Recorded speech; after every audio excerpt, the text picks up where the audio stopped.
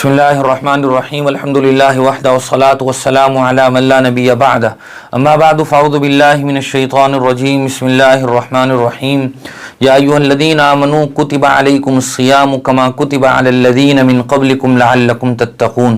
وقال النبی صلی اللہ علیہ وسلم من صام رمضان ایمانا واحتسابا غفر له ما تقدم من ذنبه او کما قال صلی اللہ علیہ وسلم۔ رمضان المبارک کا بابرکت مہینہ چل رہا ہے، یہ وہ مقدس مہینہ ہے کہ جس کی فضیلت اور اہمیت کے لیے یہ بات کافی ہے کہ اللہ تبارک و تعالی نے اس مہینے میں اپنی مقدس کتاب قرآن مجید کو نازل فرمایا۔ شہر رمضان الذی انزل فیہ القرآن۔ اس کے علاوہ جناب نبی کریم صلی اللہ علیہ وسلم کی بہت مشہور حدیث ہے جو حضرت سلمان فارسی سے مروی ہے، وہ فرماتے ہیں کہ رمضان المبارک سے پہلے جناب نبی کریم صلی اللہ علیہ وسلم نے ہمارے درمیان ایک خطاب فرمایا جس میں رمضان کے فضائل بیان فرمائے اور فرمایا کہ تم پر ایک زبردست بابرکت مہینہ سایہ فگن ہونے والا ہے کہ جس میں نفلوں کا ثواب فرضوں کے برابر اور فرضوں کا 70 گنا بڑھا دیا جاتا ہے۔ یہ مواسات کا اور خیر خواہی کا بھلائی کا مہینہ ہے، اس میں مومنین کے رزق کو بڑھا دیا جاتا ہے۔ اس کے علاوہ اور بھی بہت سی روایات ہیں جو ہم سب اچھی طرح جانتے ہیں، اور رمضان المبارک کا مہینہ اپنی مغفرت کرانے کے لیے سب سے بہترین موقع ہے، ورنہ حضور اکرم صلی اللہ علیہ وسلم کی ایک بہت مشہور حدیث ہے جس میں یہ بات موجود ہے کہ حضور نے منبر کی 3 سیڑھیوں پر قدم رکھا تو تینوں پر قدم رکھتے ہوئے آمین کہا۔ صحابہ اکرام نے بعد میں آپ سے پوچھا کہ یا رسول اللہ یہ کیا ماجرا تھا، نئی بات آج دیکھنے میں آئی ہے۔ حضور نے فرمایا حضرت جبرائیل آئے تھے اور انہوں نے کہا کہ ہلاک اور برباد ہو جائے وہ شخص جو رمضان المبارک کا مہینہ پائے اور اپنی مغفرت نہ کرا سکے، تو میں نے اس پر کہا آمین۔ اس کے علاوہ 2 باتیں اور بھی ہیں، تو حضرت جبرائیل کی دعا اور حضور اکرم صلی اللہ علیہ وسلم کی آمین کے ذریعے سے اس پر دستخط کا ہو جانا، اس سے اندازہ لگایا جا سکتا ہے کہ یہ کس قدر وعید سے بھری ہوئی بات ہے۔ جناب نبی کریم صلی اللہ علیہ وسلم نے اپنی ایک روایت میں ارشاد فرمایا من صام رمضان ایمانا واحتسابا غفر له ما تقدم من ذنبی، کہ جو آدمی رمضان المبارک میں روزہ ثواب کی نیت کے ساتھ اور ایمان کے ساتھ رکھے گا، اللہ تعالیٰ اس کے پچھلے گناہوں کو معاف فرما دیں گے۔ اور حضور نے یہ بات بھی ارشاد فرمائی کہ جو آدمی جان بوجھ کر رمضان کا ایک روزہ چھوڑ دے گا، بلا عذر رمضان کا روزہ نہیں رکھے گا، تو وہ زندگی بھر روزہ رکھتا رہے، رمضان کے اس روزے کی فضیلت کو وہ حاصل نہیں کر سکتا ہے۔ ان تمام تر احادیث سے ہمیں رمضان المبارک میں روزہ رکھنے کی اہمیت کا بخوبی اندازہ ہو جاتا ہے، لیکن افسوس کی بات یہ ہے کہ نوجوان مسلمان رمضان المبارک کے بابرکت مہینے میں بھی روزہ رکھنے کے لیے تیار نہیں ہیں۔ کتنے ہی نوجوان ہیں جو ہٹے کٹے ہیں، صحت مند تندرست ہیں، لیکن اس کے باوجود روزہ نہیں رکھ رہے ہیں۔ اس کے علاوہ ہم بوڑھوں کو دیکھیں، چھوٹے بچوں کا شوق اور جذبہ اور ولولہ دیکھیں کہ وہ روزہ رکھتے ہیں، لیکن نوجوان جو کہ صحت مند ہیں، رکھ سکتے ہیں، جنہیں کوئی پریشانی نہیں ہے، وہ روزہ نہیں رکھتے ہیں۔ اس کے علاوہ وہ اپنی فٹنس برقرار رکھنے کے لیے ڈائٹ پلان فالو کرتے ہیں جس میں وہ گھنٹوں بھوکے رہتے ہیں، اور کھانوں کے لذیذ پکوان کو چھوڑ کے وہ بہت ہی معمولی کھانے پر رضامند ہو جاتے ہیں، لیکن رمضان المبارک کے روزے رکھنے کے لیے وہ تیار نہیں ہوتے ہیں۔ یہ بڑی سخت کوتاہی ہے اور بہت سخت وعیدوں کا آدمی اپنے آپ کو مستحق بنا رہا ہوتا ہے۔ اللہ تبارک و تعالیٰ نے جب بندوں پر روزے فرض فرمائے تو کتنا بہترین خطاب فرمایا، یا ایھا الذین آمنوا کتب علیکم الصیام، اے ایمان والوں تم پر روزے فرض کر دیے گئے۔ قرآن مجید کی تفسیر کے سب سے بڑے مفسر، حبر الامہ، حضور کے چچا زاد بھائی، مشہور صحابی حضرت عبداللہ ابن عباس رضی اللہ تعالی عنہما جب اس آیت کی تفسیر اپنے شاگردوں کے سامنے فرماتے تھے تو کہا کرتے تھے کہ بندو سمجھ جاؤ، احکم الحاکمین رب العالمین تم سے براہ راست مخاطب ہے۔ اللہ تعالیٰ فرما رہے ایمان والو، درمیان میں کوئی واسطہ نہیں ہے۔ اس کو ہم مثال کے ذریعے سے بھی سمجھ سکتے ہیں، وقت کا کوئی بادشاہ ہو، پرائم منسٹر ہو، وہ اپنے کوئی معمولی اور ادنا سے ملازم کو، امپلائی کو براہ راست کسی چیز کا آرڈر دے کہ فلاں کام کرو، پانی لے کے آؤ، کھانا لے کے آؤ، یا یہ کہ صفائی کرو، کوئی حکم آرڈر براہ راست دے، درمیان میں کسی اور کا واسطہ نہ ہو، تو وہ ملازم کیسے خوشی محسوس کرتا ہے کہ آج تو بادشاہ سلامت نے، وزیر اعظم صاحب نے مجھے براہ راست آرڈر دیا ہے۔ اللہ اور بندے کا کوئی جوڑ نہیں ہو سکتا ہے، صرف مثال دینے کے لیے بات فرمائی ہے۔ اللہ رب العالمین تو احکم الحاکمین ہے، لیس کمثلہ شیء، تو اللہ تعالی ہم سے براہ راست مخاطب ہیں اور فرما رہے ہیں ایمان والو تم پر روزے فرض کیے گئے ہیں، اور یہ کوئی نئی بات بھی نہیں ہے، تم سے پہلے لوگوں پر بھی روزے فرض کیے گئے تھے، شکلیں مختلف تھی لیکن روزے ان پر بھی فرض کیے گئے تھے۔ اور اللہ تعالیٰ کی یہاں یہ بات دیکھیں کہ جب کوئی بادشاہ سلامت اپنے کسی ملازم کو، اپنے کسی نوکر چاکر کو آرڈر دے تو کسی ملازم کو یہ پوچھنے کی جرت نہیں ہوتی کہ بادشاہ سلامت آپ نے مجھے یہ آرڈر کیوں دیا ہے، آپ مجھ سے یہ کام کیوں کروا رہے ہیں.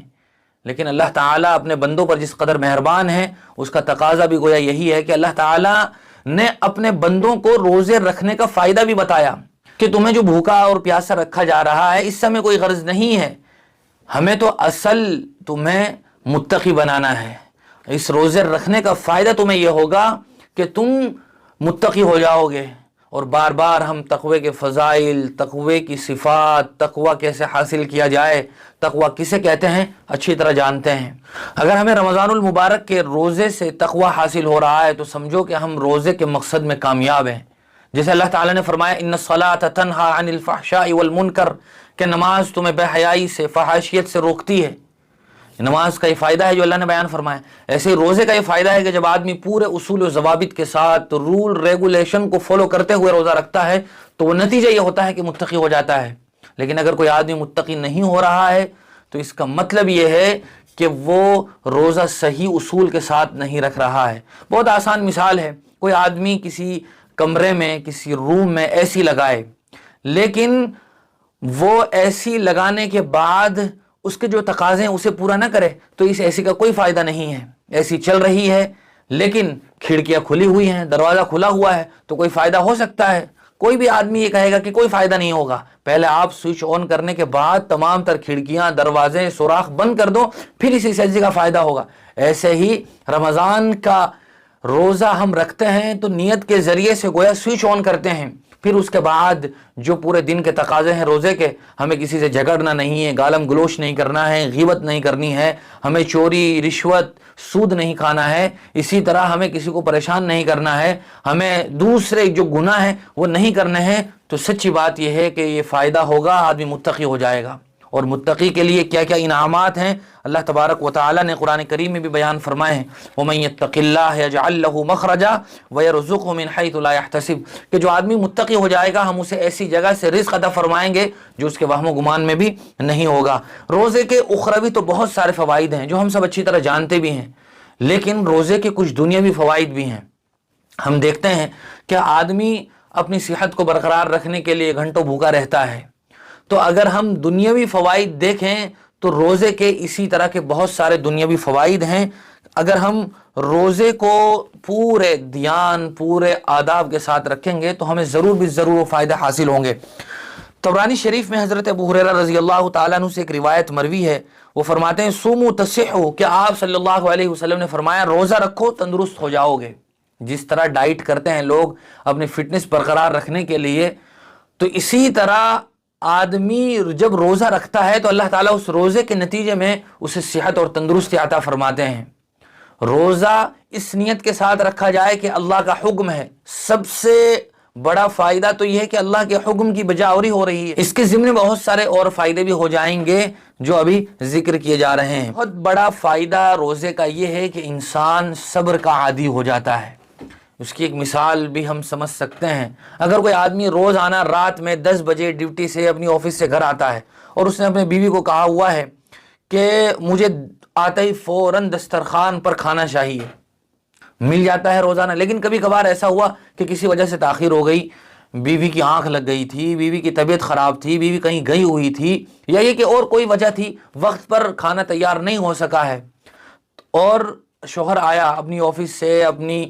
ملازمت سے، اس نے دیکھا کہ کھانا ابھی فی الحال تیار نہیں ہوا ہے، تو اگر وہ صبر کا عادی نہیں ہوگا تو وہ ایک دم سے آپا کھو بیٹھے گا، وہ آؤٹ آف کنٹرول ہو جائے گا، وہ غصہ کرے گا، گالم گلوچ کرے گا، برا بھلا کہے گا، اور بہت سی مرتبہ ہو سکتا ہے کہ آدمی بیوی پر ہاتھ بھی اٹھا دے اور مار پیٹ کرنے لگے، چونکہ اسے صبر کی عادت نہیں ہے. لیکن جب آدمی روزہ رکھتا ہے اور بھوک لگتی ہے، پیاس لگتی ہے، اس کے باوجود صبر کرتا ہے تو آدمی مسلسل روزہ رکھتے ہوئے صبر کا عادی ہو جاتا ہے. عام زندگی میں بھی پھر آدمی اس کا فائدہ محسوس کرتا ہے. اگر وقت پر کھانا دستیاب نہیں تو آدمی آرام سے بیٹھا رہے گا، صبر کرے گا، وہ جلدی نہیں مچائے گا اور وہ تمام تر حرکتیں نہیں کرے گا جو ایک بے صبرا آدمی کر سکتا ہے. تو گویا آدمی روزے کے نتیجے میں صبر کا عادی ہو جاتا ہے. اسی طرح ایک بہت بڑا فائدہ یہ بھی ہے جو حضور اکرم صلی اللہ علیہ وسلم نے اپنی ایک حدیث میں بھی ارشاد فرمایا تھا، یا معشر الشباب، کہ اے نوجوانوں تم نکاح کرو، تمہاری شرمگاہیں محفوظ رہیں گی، تم پاک دامن رہو گے، اور اگر تم نہیں کر سکتے ہو نکاح، تم اس کی استطاعت نہیں رکھتے ہو، کوئی مالی جسمانی تکلیف ہے، تو پھر تم روزہ رکھو۔ گویا روزہ جب آدمی رکھتا ہے تو اس کی وجہ سے ناجائز خواہشات پر قابو رہتا ہے اور آدمی اپنے آپ کو کنٹرول میں رکھتا ہے۔ ایک تو اس لیے بھی کہ روزے کے نتیجے میں نفس کچلا جاتا ہے، خواہشات پر کنٹرول رہتا ہے، اور دوسرا یہ بھی ہے کہ روزے کے ذریعے سے پریکٹس بھی ہو جاتی ہے، چونکہ روزے میں آدمی کھا نہیں سکتا، پی نہیں سکتا، اپنی بیوی سے ملاقات نہیں کر سکتا، حالانکہ بیوی بھی موجود ہوتی ہے، لیکن چونکہ روزہ ہوتا ہے تو آدمی خواہش کے باوجود اپنی بیوی سے ملاقات نہیں کرتا ہے۔ اسی طرح اس پریکٹس کے نتیجے میں عام زندگی میں بھی آدمی کو اپنے آپ پر اس طرح قابو حاصل ہو جاتا ہے۔ اسی طرح روزہ رکھنے کا ایک بہت بڑا فائدہ یہ ہے کہ انسان کی قوت ارادی مضبوط ہو جاتی ہے، ول پاور جس کو آپ کہتے ہیں وہ مضبوط ہو جاتی ہے۔ اس کو ایک مثال سے سمجھے کہ جناب نبی کریم صلی اللہ علیہ وسلم کو جب نبوت ملی اور آپ نے مکہ میں لوگوں کو اسلام کی دعوت دینی شروع کی، انہیں ایمان کی طرف بلایا، تو بہت سارے لوگوں نے آپ کی مخالفت کی، لیکن آپ اپنے مشن پر مضبوطی کے ساتھ جمے رہے، حتیٰ کہ ایک مرتبہ آپ کے چچا ابو طالب آپ کے پاس آئے اور کہنے لگے کہ اب میں زیادہ برداشت نہیں کر سکتا، خاندان والے دشمن ہو گئے، بار بار میرے پاس آ کر کہتے ہیں کہ دیکھو تمہارے بھتیجے نے کیا کچھ بکھیڑا شروع کر دیا ہے۔ حضور اکرم صلی اللہ علیہ وسلم نے اپنے چچا ابو طالب کی اس بات کے بعد جو جواب دیا، اس سے آپ کی قوت ارادی کا پتہ چلتا ہے۔ حضور نے فرمایا، چچا جان اگر یہ میرے ایک ہاتھ میں چاند اور ایک ہاتھ میں سورج رکھ دیں اور کہیں کہ آپ اپنی اس مشن سے ہٹ جاؤ، میں ذرہ برابر بھی ہٹنے کے لیے تیار نہیں ہوں۔ یہ اس طرح کی گویا قوت ارادی انسان کو حاصل ہو جاتی ہے۔ حضرت ابوبکر رضی اللہ تعالیٰ عنہ کتنے رحم دل صحابی تھے، خود حضور نے ان کے بارے میں فرمایا، ارحم امتی بی امتی ابو بکر، کہ میری امت میں نہایت رحم دل ہیں حضرت ابو بکر۔ لیکن حضور کے انتقال کے بعد جب ایک قبیلے کے لوگوں نے زکوٰۃ دینے سے انکار کر دیا تو انہوں نے کہا، خدا کی قسم اگر کوئی آدمی حضور کے زمانے میں اونٹ کی ایک رسی بھی دیتا تھا تو میں تلوار کے بل بوتے پر اس سے حاصل کروں گا۔ یہ حضرت ابوبکر کا قوت ارادی کا ایک مظہر ہے، ول پاور کا ہمیں پتہ چلتا ہے، اور اس ول پاور کو، قوت ارادی کو حاصل کرنے میں روزہ بہت ہی بنیادی رول ادا کرتا ہے۔ یہ وہ کچھ فائدے ہیں جو ذکر کیے گئے ہیں روزے کے نتیجے میں جو انسان کو حاصل ہو جاتے ہیں۔ باقی روزے کے جو اخروی فوائد ہیں وہ تو ہم سب اچھی طرح جانتے ہی ہیں، لیکن افسوس یہ ہے کہ ان تمام تر فوائد کے بعد بھی لوگ روزہ، بہت سارے لوگ روزہ لیکن ان تمام تر فضائل اور فوائد کے بعد بھی بہت سارے نوجوان ساتھی ایسے ہیں کہ جو معمولی بہانوں پر روزہ چھوڑ دیتے ہیں اور روزہ نہیں رکھتے ہیں، اور مسلم محلوں میں دوپہر میں ہوٹل کھل رہے ہوتے ہیں، رمضان میں پردہ ڈالا ہوا ہوتا ہے اور اندر کھانا چل رہا ہوتا ہے۔ ایسے دکاندار غیر روزے داروں کو کھانے کھلا کر کے خود بھی گنہگار بن رہے ہوتے ہیں، اور اللہ تعالیٰ نے فرمایا، تعاونوا علی البر والتقوی ولا تعاونوا علی الاثم والعدوان، کہ نیک کاموں میں ایک دوسرے کی مدد کرو، گناہ کے کاموں میں ایک دوسرے کی مدد نہ کرو۔ تو جو دکاندار دوپہر میں ہوٹل کھول رہے ہیں کھانے کے، چائے کے اور دوسری چیزوں کے، اور کھلا رہے ہیں مسلمانوں کو، مسلم محلوں میں دوپہر میں ہوٹل کھلنے کا کیا مطلب ہوتا ہے جبکہ اس میں لوگ کھانا بھی کھا رہے ہیں؟ ایک تو یہ ہے کہ شام کی تیاری کر رہے ہوتے ہیں بہت سارے ہوٹل والے، لیکن بہت سارے ہوٹل میں باقاعدہ کھانے کا سلسلہ جاری ہوتا ہے، تو یہ گویا گناہ میں معاون بن رہے ہیں، مددگار بن رہے ہیں۔ اللہ تعالی ہم سب کو رمضان المبارک کی صحیح معنی میں قدردانی کی توفیق نصیب فرمائے، اور ہمیں روزے کو پورے اصول و ضوابط کے ساتھ رکھنے کی توفیق نصیب فرمائے۔ وآخر دعوانا الحمدللہ رب العالمین۔